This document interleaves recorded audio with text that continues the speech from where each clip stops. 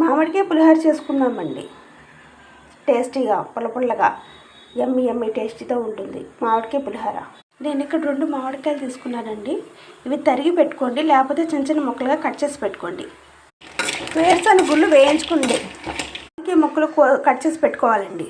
కరివేపాకు, పసుపు, ఆవాలు, పచ్చెనగపప్పు, మినప్పప్పు, 2 పచ్చిమిర్చి, 8 ఎండుమిర్చి, ఇంగువ కొంచెం వేసుకోవాలి, టేస్ట్ వస్తుంది.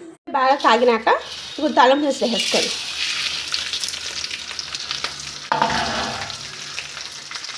ఇప్పుడు మామిడికాయ ముక్కలు, కరివేపాకు కూడా వేసుకోండి, వేయించుకుందాం. సాల్ట్ వేసుకోవాలండి. సాల్ట్ వేసుకొని మొత్తం అంతా కరిగి తిప్పండి. చూడండి మెత్తగా మగ్గిపోయింది చూడండి. అదే చింతపండు పులిహోరకి అయితే తాలింపు దినుసులు వేగినాక చింతపండు పులుపు వేసుకోవాలండి. చింతపండు రసం పోసుకోవాలి. దించే ముందు ఇంగువ పొడి వేసుకుందాం. ఆ దగ్గరికి వచ్చిందండి, అయిపోయినట్టే. ఇటువైపు అన్నం ఉడుతున్నామండి. వేడిగా గోరెచ్చగా చల్లారి పెట్టుకుని అప్పుడు వెంటనే ఇవి కలిపేసుకుని ఆ తర్వాత వేరుశనగ గుళ్ళు కూడా కలిపేసుకోవాలండి. అయిపోయినట్టే, రెడీ అయిపోయినట్టే.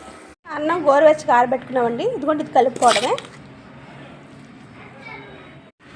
మొత్తం కలిపేసుకున్నామండి. చూడండి ఎంత బాగా రెడీ అయిందో.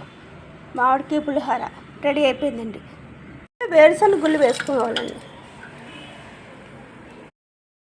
రెడీ అయిపోయిందండి. యమ్మీగా మామిడికాయ పులిహోర రెడీ.